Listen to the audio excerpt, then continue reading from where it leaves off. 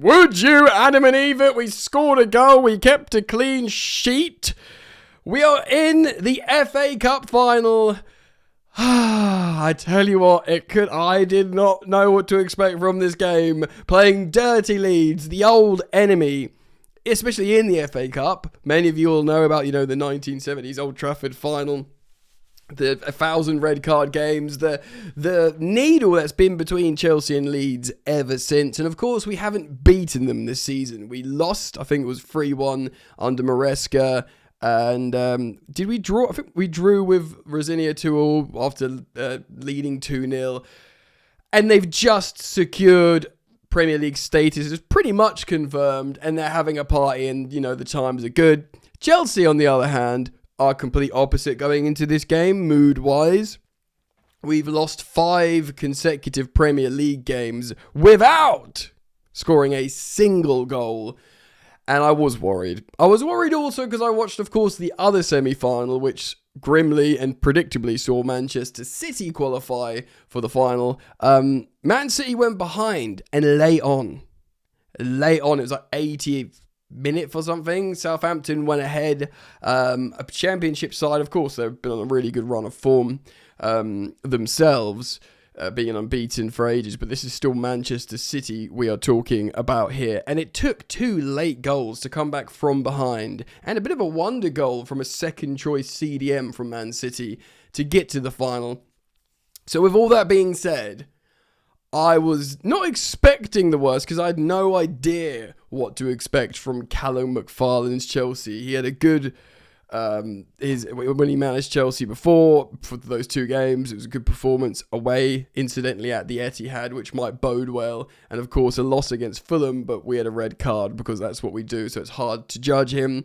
Lots and lots of uncertainty throughout the club, top to bottom at the moment. Around Wembley, they did the blue co out. They're not a project guys, had not just a van with screens on, sort of advertising screens saying it as well, which is showing you the discontent will not go away. Even if you'd imagine we meet our targets and say somehow miraculously finish 5th or 6th but qualify for Champions League, probably undeservedly, but win the FA Cup, the mood, it would take a long time to heal this rift that's been caused between the hierarchy and the Chelsea fan base. But going into this, I'm so desperate for an FA Cup. I love the FA Cup. We haven't won it since Conte, nearly a decade. We've got to so many finals and lost to Liverpool and teams and stuff, and it'll be hard. And I think the actual FA Cup final is before the finale day of the season. I might be wrong, which means Man City I think they might be in a position where they still need to win on the final day to try and win the league. So, and that will be, of course, a priority than an FA Cup final against Chelsea, which sounds mental. But, we will be massive outsiders in the final. They will be huge favourites, but it's a game of football. We haven't beaten Man City since the Champions League final in 2001, so not for 5 years. We just haven't beaten them in 5 years. How insane is that? And they might win the domestic treble, and we have been floundering around in what can only be described as terrible form. So naturally they are. But, it's a game of football. It's one game. McFarlane did well at their gaff at the Etihad. It was dogged. There was a lot of that in here as well. I tell you what, this Chelsea, certainly in the first half with the setup, was unrecognisable in terms of what we saw against Brighton. For some reason, Callum McFarlane, or Shane, as I was jokingly calling him, he doesn't have a pro licence yet. He's getting much or any real top-level coaching experience. He's part of the Joe Shields Kinetic. Is it scouting and coaching agency hierarchy, which is another thing that's, caused sort of distress in the fan base because there's a lot of a bit of a boys' club or whatever. But, Callum's, they're playing for him. And they absolutely demonstrated that here today with a dogged performance. They're digging in. Of course, we got a goal from Enzo Fernandez, captain. He's got his captaincy back, pointing to the Chelsea badge after scoring, and it was a great goal. By the way, we nearly scored an absolute Team Golazo in this game. And while I'm remembering it now, I do not want that to get lost in the wash, because it was like amazing work from like Neto, I think Gusto doing flicks, lots of cutbacks, combinational play. I think Enzo was involved, and all it needed to do was be finished by Joao Pedro, the man in goal scoring form for Chelsea this season, and he just divvied on the ball and eventually lost it. But had that move, just put your foot through it. I think he was trying to be a little bit too clever. I also wonder if in that split second Joao Pedro was thinking, oh my god, this is an amazing team move, I cannot be the guy who messes up this beautiful goal, rather than maybe just instinctively putting his foot through it. And of course he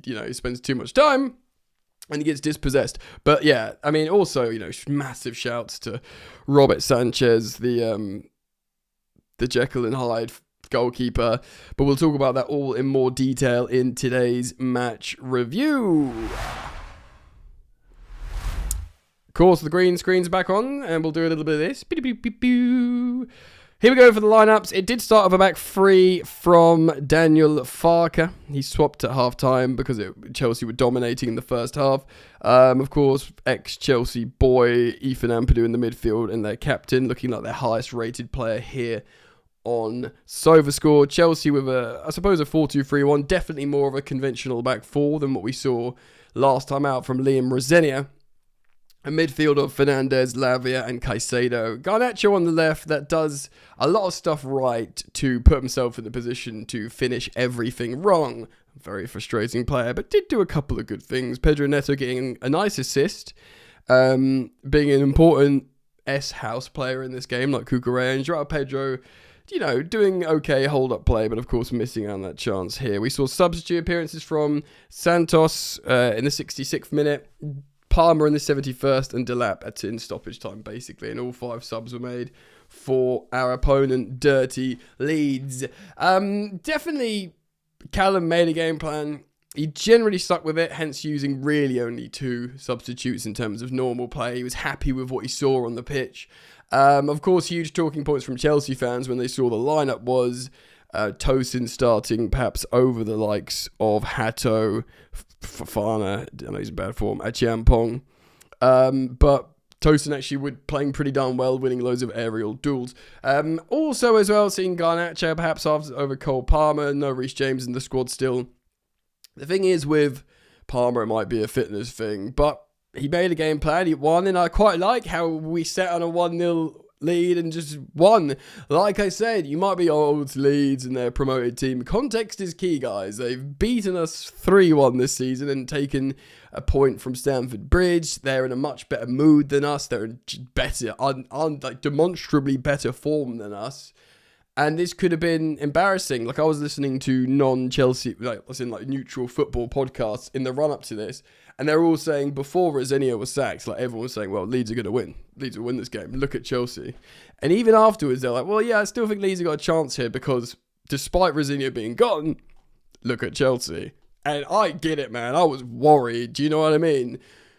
So the fact that it would have been nice to blow them away, and maybe we had some good moves that deserved better finishing. But this did feel a little bit more Chelsea, celebrating blocks, amazing saves, good football, pressure release, keep putting your foot on the ball when you need it.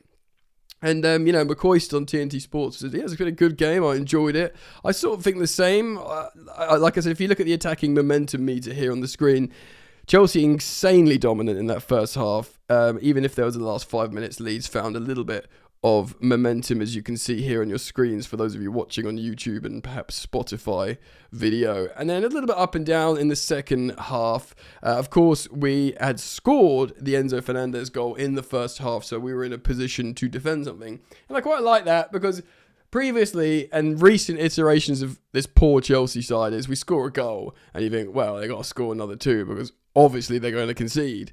But we didn't, which is pretty good, impressive, dare I say.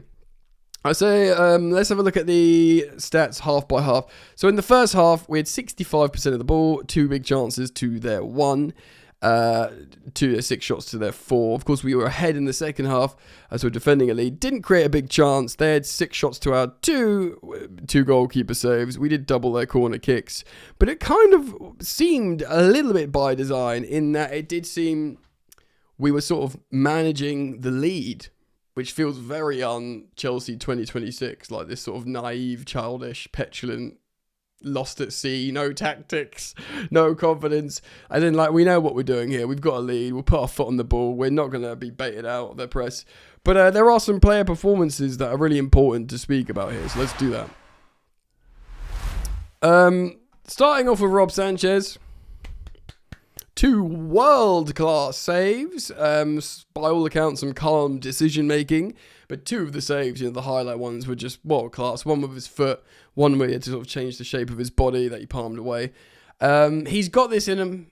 This won't come as a shock to any Chelsea fan that Rob Sanchez can make great saves and have the odd amazing game. So, congratulations to him. A huge moment. He was amazing in the Club World Cup final. I think he might have been quite good in the Conference League final. I can't remember. But certainly the Club World Cup final, he stood up. He stood up at Wembley here. If he does it again in the final against Man City, it'll be like a sort of like cult hero vibe-ish status. But again, I have sort of seen enough. Even if he was man of the match for the last 5 Premier League games in the final, and I just struggle to be convinced by this guy full time. I'm sorry. I think many of you will be the same. In terms of okay performances, I think all the backline were pretty darn good. Tosin won lots of aerial duels. He was the highest rated Chelsea defender here on SofaScore. I think the double pivot was pretty good. Caicedo was okay. He got butchered a couple of times. He also got a yellow card. Lavia, of course, it's probably worth speaking about now, got into a little bit of a ruck with Ethan Ampadu. I kind of get it. We basically did, for the first time I've seen this season, but it's what Arteta has been doing all season with Arsenal. I think Guardiola does it with Man City as well. When they want to change the tactics, one player on the pitch tells the goalkeeper to go down. Because if a goalkeeper goes down, the game can stop, but he doesn't have to go off the pitch. Now, this rule is changing next season. I think an off-field player will have to go off the pitch. Or is that a proposed rule? I can't remember exactly. I think maybe you choose a player that goes off the pitch for 30 seconds. I think so, because they've been doing it all season. They send David Raya down or Gianluigi Donnarumma. Everyone runs over to the gaffer. He changes the tactics. Then you start again and you don't lose a player. It's kind of cheating. It's rule bending. I don't mind it because it's just getting ahead. I'm annoyed we haven't done it more this season. But Ampadu, everyone knew what was happening. Ampadu ran over to Callum McFarlane to listen to what was being said, and we had to push it away, and it started a bit of a fight. Because Ampadu was like, I know exactly what's happening here. We all did. Look, it winds me up when other teams do it. It's the first time we've done it this season as far as I can remember. But, yeah, it gave Callum an opportunity to do some tactics changing. So, yeah, man, the back line was all fine. Rob Sanchez was excellent. The double pivot was good. I understand why Lavia started over Santos. He gets a lot of hate, Romeo Lavia, because he's never completed 90 minutes for Chelsea, and he costs lots of money, and we've had him for years. But he is a unique profile that will beat this drum till the cows come home. He's a unique player. He will stitch the game together. He's really press resistant. He's a bit like Kovacic. Probably can play a few more first-time cultured passes. But even like saying he's like Kovacic, like if he's like prime Kovacic, that isn't an insult. You know what I mean? Kovacic was an excellent, probably brought quite underrated player throughout his career at Inter, Real Madrid, Chelsea, maybe indeed even Man City. But Garnacho, very frustrating on the left wing. Started very badly. All his touches were poor. He's clearly low on confidence. He's also like 21 years old. It's just because he's played over 100 games for Man United and he's been around forever that you sort of think he's this washed 28-year-old that will never get any better. But the truth is he's still very, very young. And he does some stuff right. He did a couple of good crosses right. Neto, of course, getting the assist for the goal, I think was part of that amazing combinational move that nearly was like a historic FA Cup golazzo that would have been remembered forever. But ultimately, it was 1 goal scored. It was a good move, I think, all around. I believe it was a Gusto sort of through ball or flick to Neto who puts in an actual Wing his cross, potentially on his weak foot. I don't know, but like, doing old school wingery things, putting a nice cross into the box. Enzo Fernandez adjusts his body position ever so slightly and finishes down to the left with a header. In what can only be described a great goal, an FA Cup semi-final winning goal at Wembley against the old enemy in Leeds.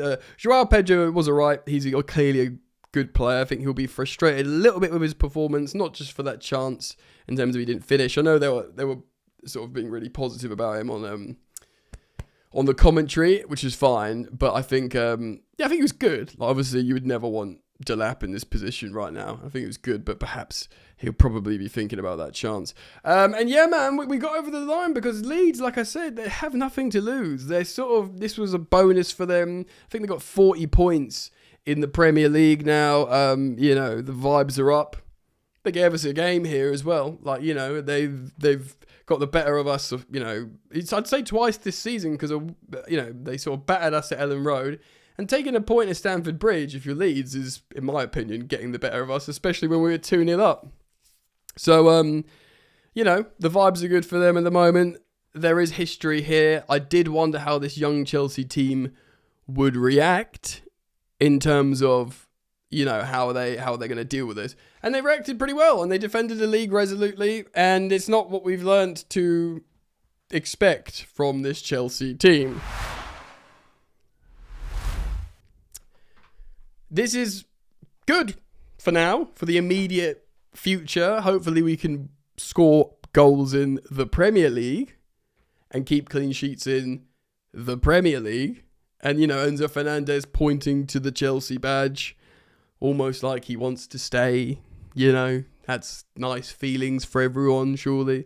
And, look, Callum McFarlane without a pro license isn't going to be the Chelsea manager next season, or maybe we win every other game this season without conceding a goal. Then possibly he could be. And if we win every other game, scoring, how many games is there? 5 games. Say we score 13 goals for the rest of the season without conceding and we win the FA Cup, then I'll go on record, give it McFarlane. But for the moment, I think, of course, I'll be covering this story on every day on Football Therapy, the developing story of managerial candidates. Of course, there's talk of Cesc Fabregas.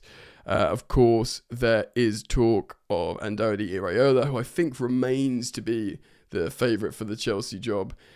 Even Frank Lampard being spoken about, but I think we all agree Frank Lampard probably needs to just continue his good time at, I was about to say Derby County, Coventry City, who of course have just won the championship, so congratulations to him. He's having a wonderful moment, Frank, and I don't think we should take that away from him. But guys, let me know what you think. Please do leave your comments down in the comment section below. Of course, daily content here on Football Therapy, so do keep it locked. Thank you for liking and subscribing here on YouTube, or if you're watching on Spotify, thank you for following and 5-starring, and of course, other podcast platforms like Apple. I do appreciate your 5-star ratings as they help me out as a content creator a lot. There we go. I mean, I feel pretty happy. I'm not like, I've been pretty miserable as a Chelsea fan lately, as everyone else has been. But, let's just see. I feel good. We didn't get embarrassed. We put in a positive performance against a team that some people would have fancied. See where we go from here. Take care of yourselves. Up the Chelsea. Peace.